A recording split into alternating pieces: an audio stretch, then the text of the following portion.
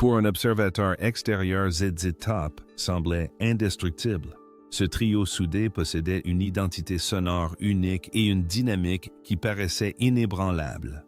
Pendant des décennies, ils ont conservé la même formation, évité les scandales médiatiques et laissé leur musique parler pour eux. Avec leurs barbes emblématiques, leurs riffs de guitare incisifs et leur humour singulier, ils ont forgé un héritage durable qui définit en grande partie le genre rock. Pourtant, cette façade publique masquait une part importante de leur réalité. Loin des projecteurs, le parcours du groupe était incroyablement complexe. Ses membres ont enduré des épreuves cachées, un profond chagrin et des choix artistiques qui ont souvent engendré des tensions internes. Aujourd'hui, cependant, le voile est lié sur l'histoire méconnue de l'un des groupes de rock les plus légendaires. Découvrir l'intégralité de leur histoire changera à jamais votre regard sur ZZ Top. L'évolution de Billy Gibbons. Bien avant que ZZ Top n'arbore ses barbes emblématiques et ne s'impose comme une institution légendaire du blues rock, avant les tournées mondiales, les albums multiplatines et les clips visuellement saisissants devenus synonymes des débuts de MTV. Billy Gibbons était simplement un jeune garçon baignant dans la musique. Il a grandi au rythme de la musique et animé par un désir profond et viscéral de créer un art empreint d'une authenticité véritable. Né le 16 décembre 1949 dans le centre de Houston, Billy Gibbons grandit dans une famille profondément attachée aux arts musicaux. Son père, Frederick Royal Gibbons, était pianiste de concert, chef d'orchestre et artiste de spectacle. Il collabora avec les studios MGM et travailla aux côtés de personnalités telles que B.B. King et Nat King Cole. C'est ainsi que dès son plus jeune âge, Billy développa une fascination pour toutes les formes de rythme. On ignore souvent que la formation musicale initiale du légendaire guitariste s'est ancrée dans les percussions classiques. Dès son plus jeune âge, il a étudié la batterie, s'imprégnant du monde rigoureux et structuré de la composition classique. Cet apprentissage lui a permis de maîtriser le rythme, la résonance et le silence pour susciter des émotions intenses, sans prononcer un seul mot. Cependant, si la précision des percussions lui offrait une base solide, elle ne lui permettait pas d'exprimer la liberté qu'il recherchait. Il aspirait à une autre forme d'expression créative qui s'est finalement révélée à lui à travers le blues. Gibbons développa une profonde admiration pour Lightnin' Hopkins, un autre natif de Houston dont l'approche minimaliste capturait à la perfection l'essence brute du blues texan. L'influence d'Hopkins sur le jeune musicien dépassait largement la simple technique. Elle résonna en lui à un niveau profondément personnel. Hopkins utilisait sa guitare pour narrer des histoires captivantes et son chant reflétait les luttes authentiques de ses sujets. Cette découverte amena Billy à explorer d'autres figures monumentales tels que Howlin' Wolf, Muddy Waters et Jimmy Reed qui influencèrent profondément sa compréhension de l'esprit véritable du genre. Il analysa méticuleusement leur technique et s'imprégna de l'émotion brute qui animait leur art. En mûrissant, la passion de Gibbons pour le blues s'intensifia considérablement. Il explora les paysages sonores distinctifs du delta du Mississippi et de Chicago, en plus des variations propres à son Texas natal. Sa maîtrise de la guitare s'affirma, passant de la simple imitation de ses idoles à une expérimentation active de texture et de sonorité unique. Son but ne fut jamais d'être le guitariste le plus rapide ou le plus flamboyant. Au contraire, il recherchait sans relâche une signature sonore très particulière, profondément expressive, indéniablement authentique et solidement ancrée dans la tradition musicale. À l'approche de la fin des années 1960, Houston se trouvait emporté par une véritable révolution culturelle. Le mouvement psychédélique gagnait rapidement du terrain dans des foyers artistiques comme Austin et San Francisco. Emporté par cette vague d'expérimentation, Gibbons fonda un groupe de rock psychédélique à 4 musiciens de Moving Sidewalks, avec le claviériste Tom Moore, le batteur Dan Mitchell et le bassiste Don Summers. Ce projet propulsa Gibbons en territoire créatif totalement inexploré. Le quatuor adopta pleinement l'esthétique acid rock, utilisant une réverbération prononcée des sonorités de guitare saturées et des textes reflétant l'obsession de la contre-culture pour l'expansion de la conscience. En 1969, ils sortirent un album intitulé Flash ainsi que quelques singles qui rencontrèrent un succès régional notable. Bien que cette parenthèse psychédélique l'ait éloigné de ses racines blues Gibbons, profita de cette période pour perfectionner sa technique et explorer de nouvelles voies en matière de production studio et de composition. Il peaufina son matériel joué avec le Larsen et posa les bases du son de guitare inimitable qui allait définir sa carrière. Si cette période fut indéniablement un ère d'épanouissement artistique, elle engendra aussi des tensions internes. Plus il s'enfonçait dans le psychédélisme, plus il s'éloignait de la simplicité brute et expressive qui avait initialement éveillé sa passion. Néanmoins, son passage au sein des Moving Sidewalks lui offrit une visibilité inestimable dans l'industrie musicale. Notamment en 1968, le Quatuor décrocha la première partie de la tournée américaine du Jimi Hendrix Experience. Durant cette période, Jimi Hendrix et Billy Gibbons nouèrent une amitié brève mais profondément significative. Hendrix était, comme chacun sait, extrêmement impressionné par le talent de Gibbons à la guitare, allant jusqu'à le présenter à la télévision nationale comme l'un des guitaristes émergents les plus prometteurs d'Amérique. Pourtant même, cette reconnaissance retentissante ne parvint pas à apaiser le malaise intérieur de Gibbons. Malgré l'engouement croissant autour de son groupe, il devenait de plus en plus agité. La musique psychédélique avait perdu tout son attrait à ses yeux, lui paraissant excessivement abstraite et totalement déconnectée du blues brut et authentique qu'il affectionnait tant. Il aspirait au groove familier d'un blues shuffle nonchalant et résolu de faire renaître cette ambiance, non pas en la copiant, mais en la réinventant complètement. Fin 1969. The Moving Sidewalks s'était pratiquement dissous. Billy avait complètement perdu tout intérêt pour les paroles cryptiques et le rock psychédélique.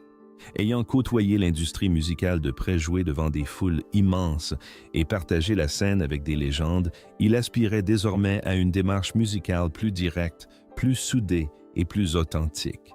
Il souhaitait créer un hommage sonore au Texas, résolument tourné vers l'avenir plutôt que purement nostalgique. Il entreprit donc de former un tout nouveau groupe. Sa recherche de musiciens compatibles le mena finalement à rencontrer deux personnes en particulier, donnant naissance à ZZ Top et à son ascension fulgurante. L'ascension de ZZ Top. À l'aube de 1969, Billy Gibbons était animé d'une vision limpide.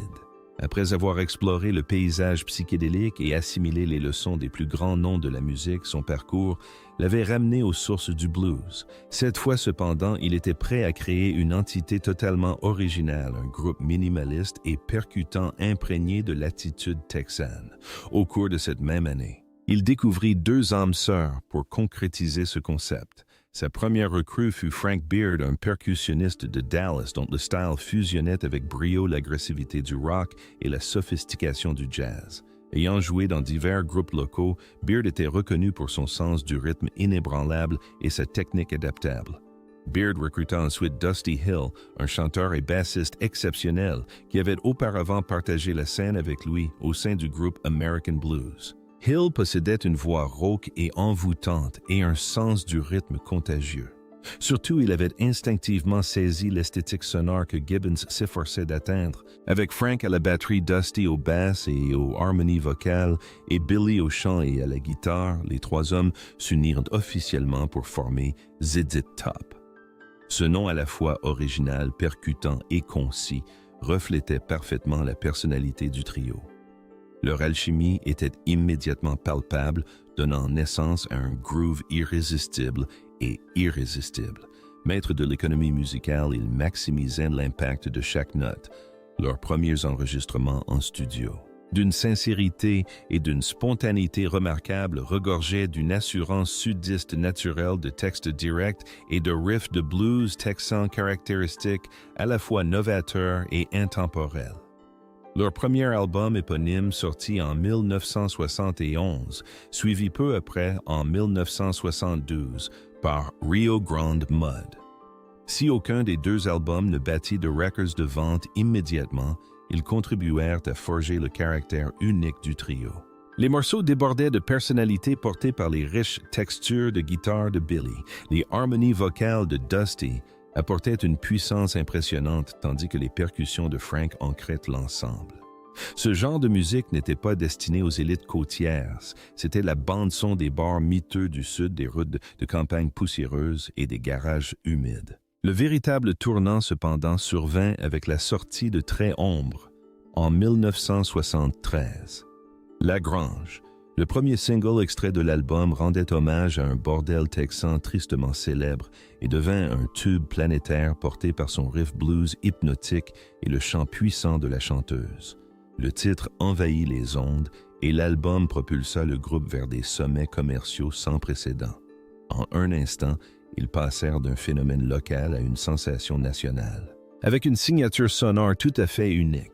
Au milieu des années 70, le trio avait définitivement quitté les petites salles intimistes. Ils étaient entrés de plein pied dans l'ère du rock de stade et s'y sont investis avec un enthousiasme débordant. En 1976, ils se sont lancés dans la tournée mondiale Texas Tour, qui restera comme l'une des productions théâtrales les plus grandioses de son époque. Le trio donnait ses concerts sur une immense scène sculptée à l'image du Texas, ornée de décors désertiques, de véritables cactus et même d'animaux vivants. Traversant plus de 90 villes, cette tournée marathon a duré plus d'1 an. Le concert transcendait le modèle traditionnel. Il s'agissait d'un spectacle visuel immersif conçu pour marquer durablement les esprits. Pourtant, malgré cette mise en scène spectaculaire, l'exécution musicale du groupe restait d'une discipline étonnante. À l'opposé de nombreux groupes de rock des années 1970, Top refusait d'encombrer sa formation de musiciens supplémentaires en tournée. Le trio fondateur demeurait intact. Même si leur esthétique visuelle évoluait vers des lunettes à soleil réfléchissantes, des chapeaux de cow-boy et une barbe de plus en plus fournie, leur identité musicale restait profondément ancrée dans un blues rock percutant. La trajectoire du groupe a de nouveau basculé en 1983 avec la sortie d'Eliminator. Cet album monumental a complètement réinventé leur carrière, exposant leur musique à un public radicalement différent. En fusionnant leurs racines blues rock traditionnelles avec des séquenceurs modernes, des boucles de batterie électronique et des synthétiseurs, ils ont forgé un style hybride à la fois nostalgique et avant-gardiste. Cependant, l'évolution sonore n'était que la moitié de l'équation. Leur refonte visuelle était tout aussi cruciale. Les clips promotionnels de l'album étaient d'une qualité exceptionnelle, profondément humoristique et instantanément légendaire.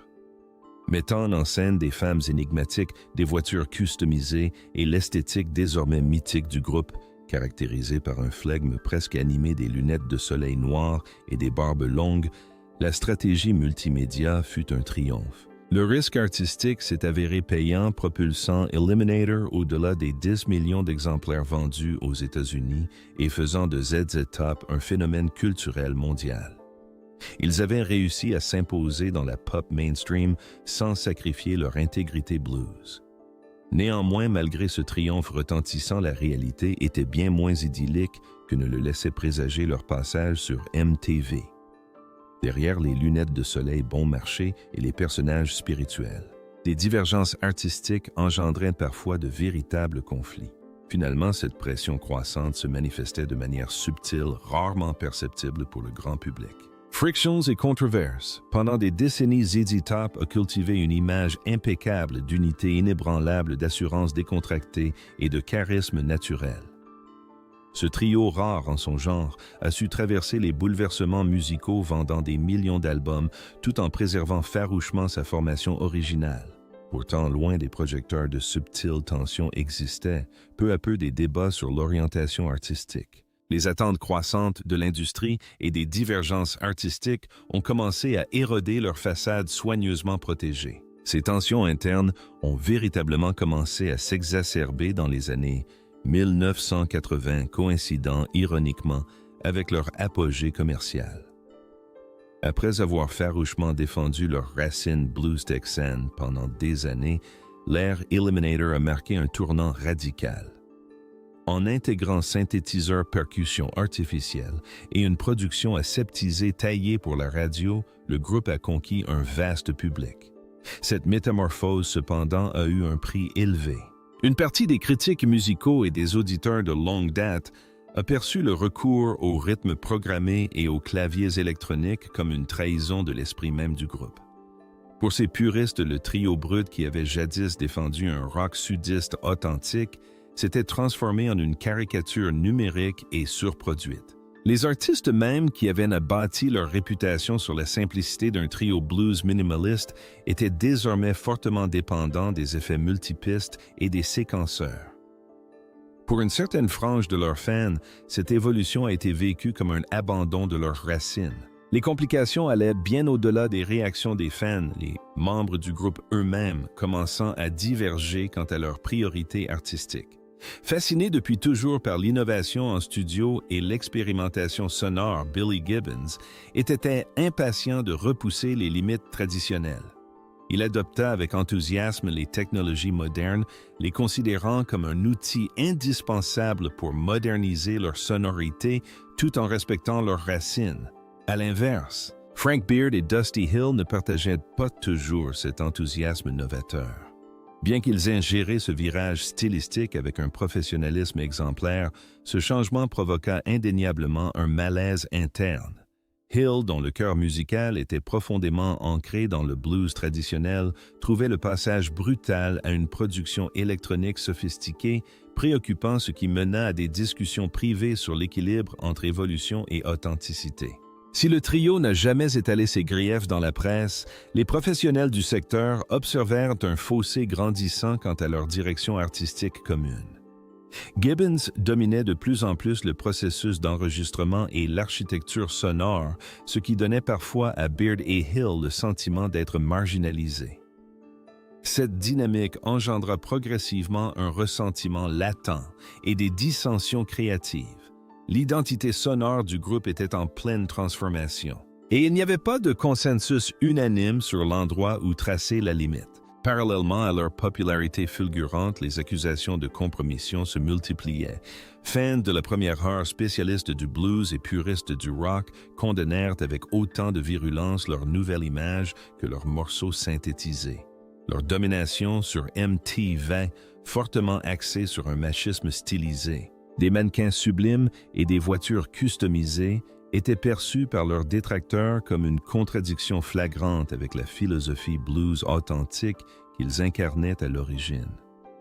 Malgré les critiques, leurs albums se vendirent comme des petits pains.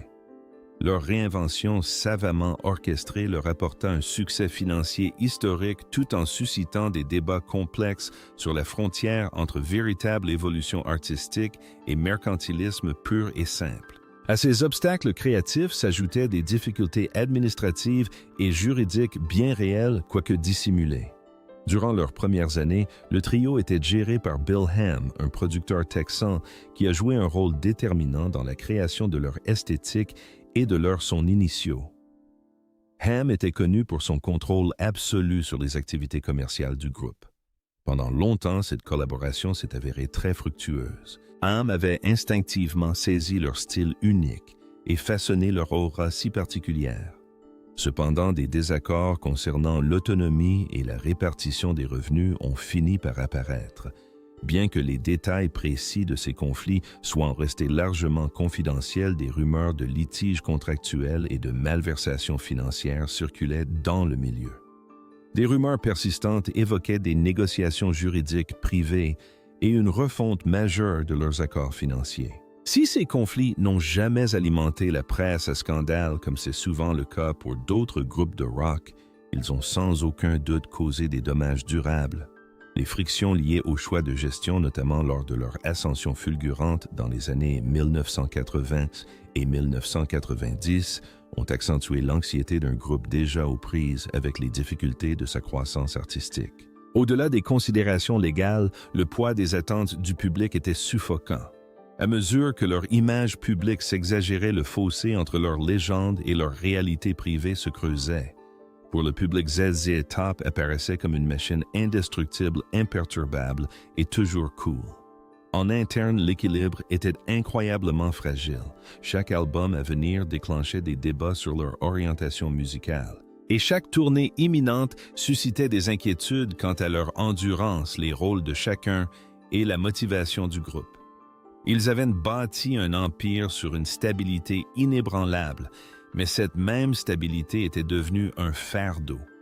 Plus ils s'accrochaient à leur identité visuelle et à leur formation identique, plus il leur devenait difficile de satisfaire leurs aspirations artistiques individuelles. Ils étaient amassés du statut de simple groupe de rock à celui d'institution culturelle. Et les institutions sont notoirement réfractaires au changement. Néanmoins, les membres ont habilement dissimulé ces dissensions. À l'opposé de leur contemporain ZZ Top, a obstinément refusé d'étaler ses problèmes personnels dans la presse. Ils ont évité les sorties de scènes théâtrales, les révélations acerbes dans les magazines et les pauses dramatiques. Pourtant, leur refus de se séparer ne doit pas être interprété comme une existence harmonieuse.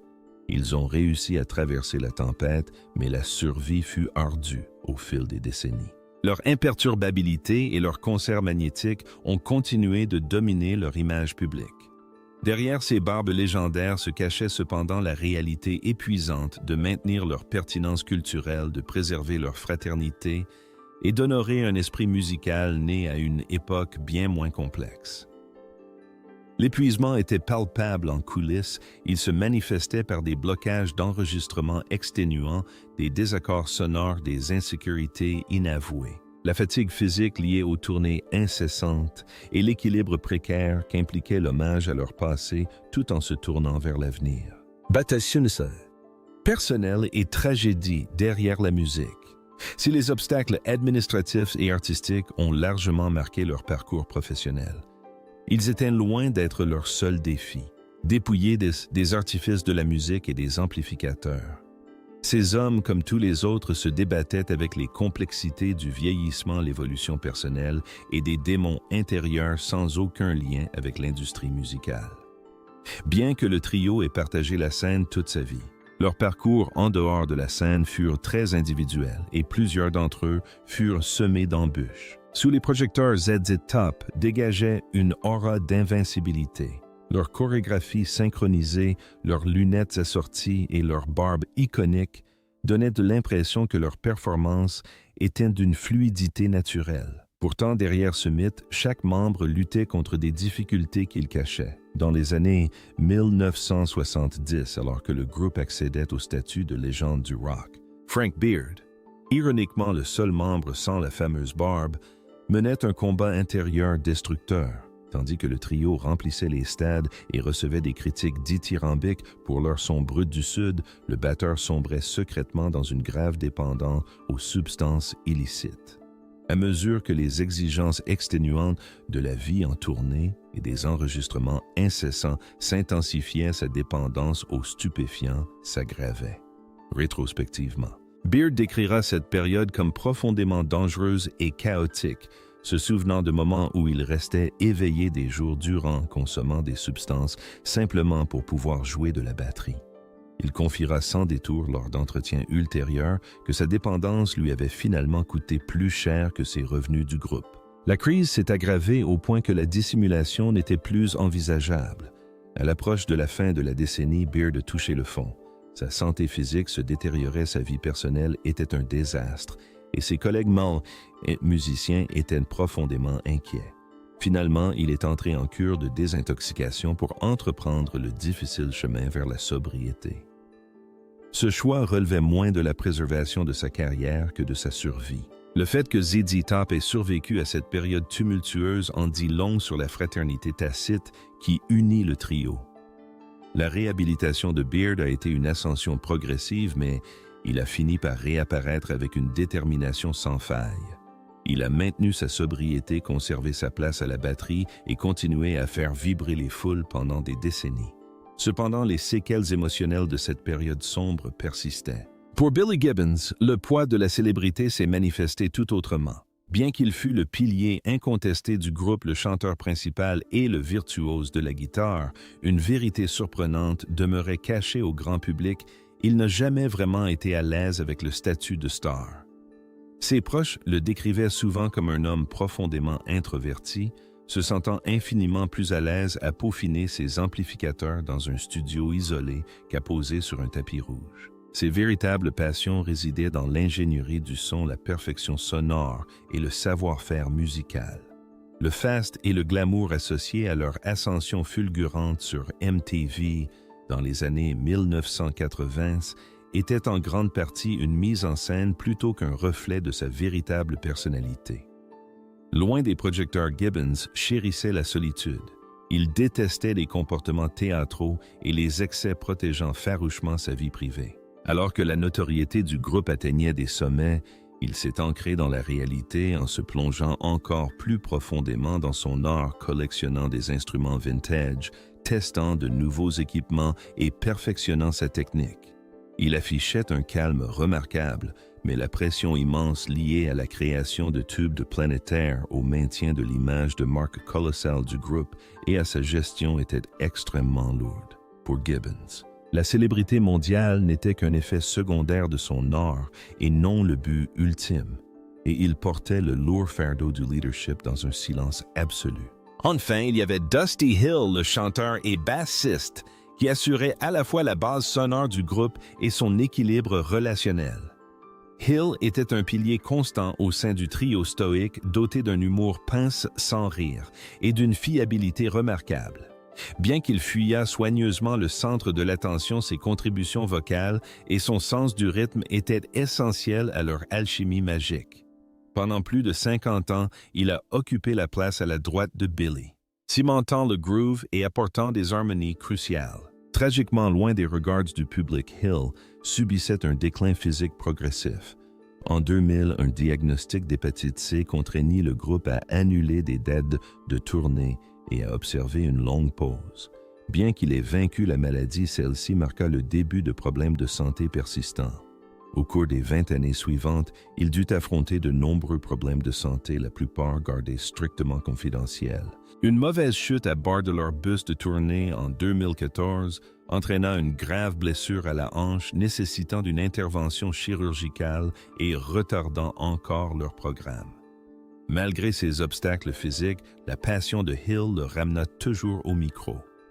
Finalement, cependant, sa santé commença à décliner. En juillet 2028, un Dusty Hill annonça un retrait temporaire de leur tournée pour soigner un problème de hanche. Cette absence était considérée comme un simple détour et le groupe fit appel à leur technicien guitare de longue date, Elwood Francis, pour le remplacer temporairement.